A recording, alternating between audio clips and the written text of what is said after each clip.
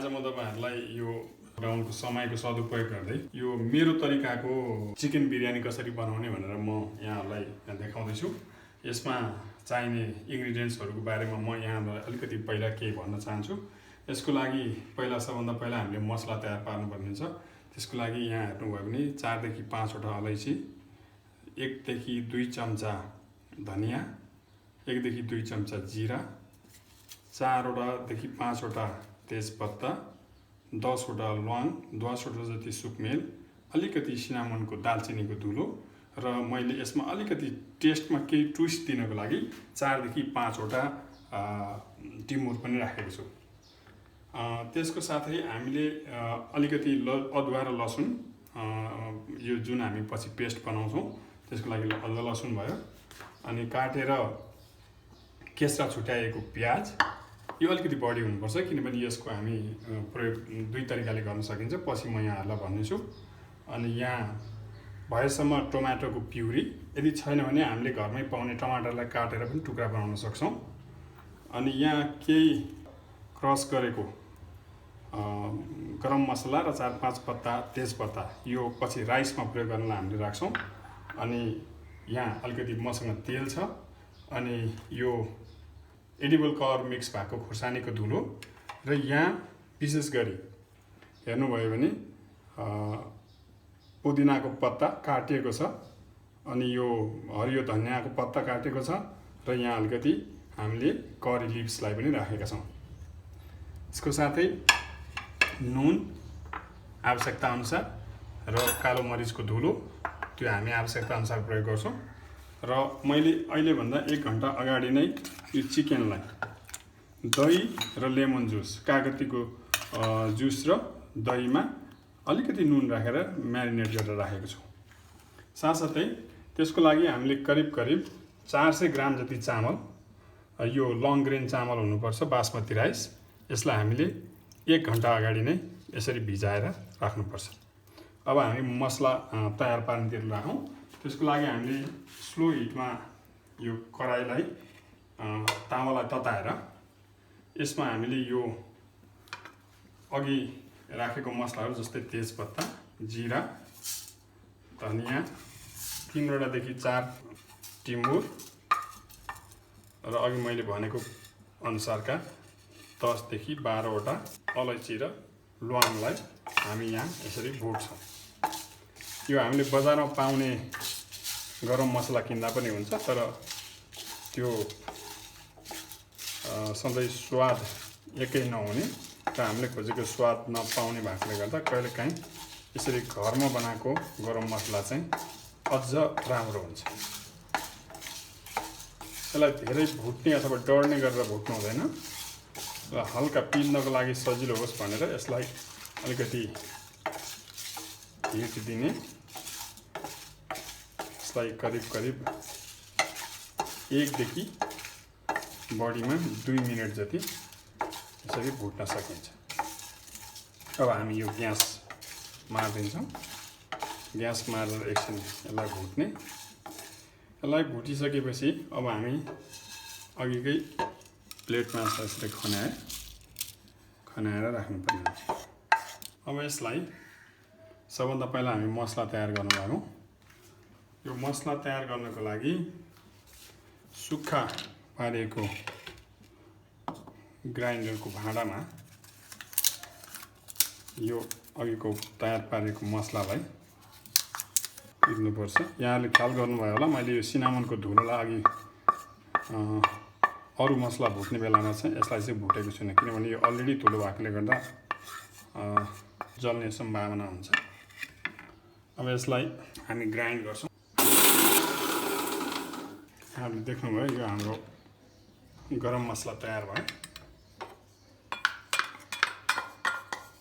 अब हामी गरम मसला तयार भइसकेपछि यो हामीसँग रहेको अदुवा र लसुनलाई ग्राइन्डरमा पिसेर यसको पनि पेस्ट बनाउनुपर्छ। यो हाम्रो अदुवा लसुन पनि तयार भयो। अब हामी कराईलाई हिट गर्छौं र यसमा अलिकति हामीले खाने सनफ्लावर ओइल युज गर्न सकिन्छ। यसलाई केही समय हिट हुन दिउँ। अब यो हिट भएको तेलमा अघि हामीले यो केस्रा छोडेर राखेको प्याज करिब आधा जति लाई फ्राई गर्छ। आधा प्याज चाहिँ पछि हामीले यसलाई राख्नुपर्छ। यो फ्राई गर्दा यसलाई स्लो हिटमा गोल्डन ब्राउन हुन्जेल यसलाई चलाइराख्नु। त्यसले गर्दा सबैतिर एकै नासले गोल्डन ब्राउन हुन सकोस् प्याज। यहाँले ख्याल गर्नुपर्ने के हुन्छ भने यो प्याजलाई यसरी फ्राई गर्दाखेरि प्याजलाई छोपेर पकाउनु हुँदैन। यहाँले देख्न सक्नुहुन्छ अहिले हाम्रो यो प्याज सबैतिर गोल्डन ब्राउन भएको छ। अब हामी यसलाई ग्यास बन्द गरिदिएर यो प्याजलाई हामी एउटा प्लेटमा निकाल्छौँ। अब यो अघि बाँकी रहेको प्याज तेलमै हामीले यो बाँकी रहेको प्याजलाई हाल्छौँ। एकदम लो हिटमा यसलाई पकाउनु र यो प्याजलाई अघि जस्तो गोल्डन बनाउनु पर्दैन। यसलाई हामी बढीमा 1 मिनट तेलमा पकाइसकेपछि हामीले अघि 1 घन्टा अगाडि म्यारिनेट गरेर राखेको यो मासु चिकन हो। खास गरी यो चिकनलाई चाहिँ हामी यहाँ हालिदिन्छौँ। अब यहाँहरूले ख्याल गर्नुपर्ने के हुन्छ भने चिकनलाई धेरै मसिनो पिस बनाउनु हुँदैन। मसिनो बनाउँदाखेरि पछि ओभरकुक भयो अथवा धेरै पाक्यो भने बिरयानीमा राम्रो देखिँदैन पनि। मासुको पिसहरूलाई एक गर्दै हाल्नुपर्ने हुन्छ र अब यसलाई बिस्तारै चलाउनु। अब हामीले अघि तयार पारेको यो अदुवा लसुनको पेस्टलाई करिब 1 मिनट जति मासु पाक्ने साथ यसलाई पनि हामीले यो मासुमा मिक्स गरिदिन सक्छौँ। यसलाई लसुन र अदुवालाई सबैतिर लाग्ने गरेर राम्रोसँग पकाउने, राम्रोसँग चलाउने। हिटलाई अलिक बढाउन सकिन्छ। अब त्यसले गर्दा यो सकेसम्म मासुमा भएको र यसले अब्जर्भ गरेको मोइस्चर र पानीको मात्रा चाहिँ कम हुन जाओस्। यो बिचमा हामीले आवश्यकता अनुसार बेसार अथवा हर्दीको धुलो राख्न सक्छौँ। एडिबल कलर मिसाएको खोर्सानीको धुलो पनि राख्न सक्छौँ। जसले गर्दा हामीलाई मासुमा सबैलाई हामी राम्रोसँग मिक्स गर्ने। अब हामी यसमा आवश्यकता अनुसारको नुन राखिसकेपछि यसलाई फेरि राम्रोसँग चलाउनुपर्छ। एउटा कुरा के ख्याल गर्नुपर्छ भने नुन राखिसकेपछि मासुमा भएको पानीहरू बाहिर निस्किन लाग्छ। यसलाई स्लो हिटमा सकेसम्म धेरै पानी नबस्ने गरेर चिकनलाई पकाउनुपर्छ। अब यो बिचमा हामीले यसमा करिब 4 चम्चा टमाटो प्युरी अथवा मसिनो पारेर काटेको टमाटरकै टुक्राहरू पनि राख्न सकिन्छ।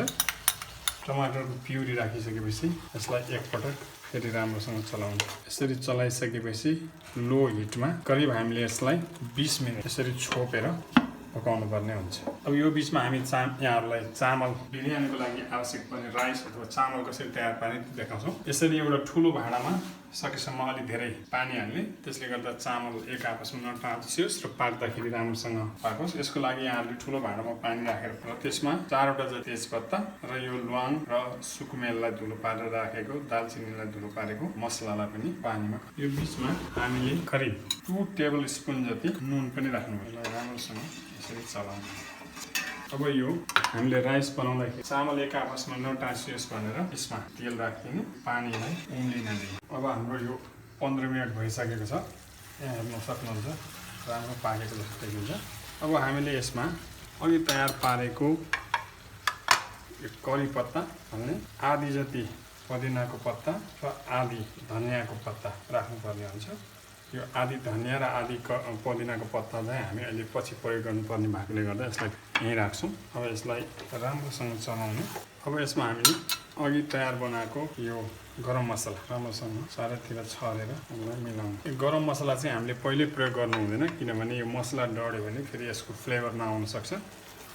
अब यसलाई गरम मसला राखेपछि एकचोटि फेरि राम्रोसँग चलाएर करिब 5 मिनटको लागि यसलाई छोपिदिने। जसले गर्दा यो अघि हामीले मिक्स गरेका पत्ताहरूबाट आउने अरोमालाई मासुले अब्जर्भ गर्न सकोस्। त्यो बिचमा हामी अब चामल तयार गर्दैछौँ। यो अघि मैले उमालेको पानी लगभग उम्लिसकेको छ। यसमा यो 1 घण्टा अगाडि धोएर भिजाएर राखेको चामललाई यसमा खनाइदिनु। खनाइसकेपछि यो चामललाई एकचोटि राम्रोसँग चलाउने र हाई फ्लेममा 5 देखि 7 मिनेट यो चामल पाक्नुपर्ने जति हो त्यसको करिब 70 देखि 80% सम्म चामल पाक्नुपर्छ। तर चामल पुरै भने पाक्नु। अब यो हाम्रो मासुलाई हामीले करिब 5 मिनेट यसरी छोपेर पकायौँ। अब यसलाई यसको ढकना निकालेर यसमा भएको पानीको मात्रालाई बाफको रूपमा उडेर जाओस् भनेर यसलाई हामीले एकछिन यसरी खुल्लै राखेर पकाउँ।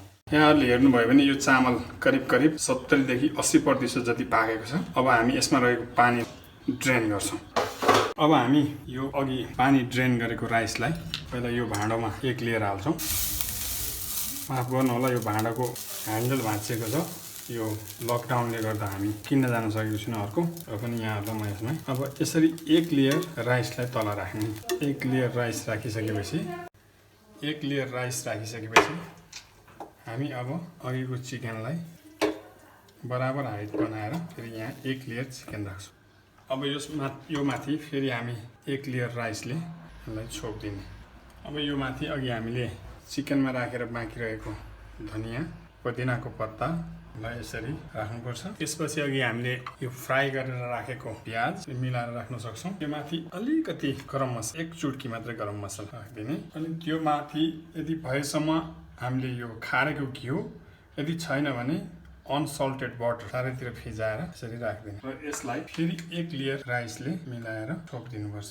र अब हामी एकदमै लो हिटमा यसलाई बन्द गरिदिने र करिब 5 मिनट जति पाक्न दिने। अघि हामीले बनाएको बिरयानी तयार भएको छ। अब हामी यसलाई तपाईहरु पनि यसरी नै पकाएर इन्जोय गर्न सक्नुहुन्छ।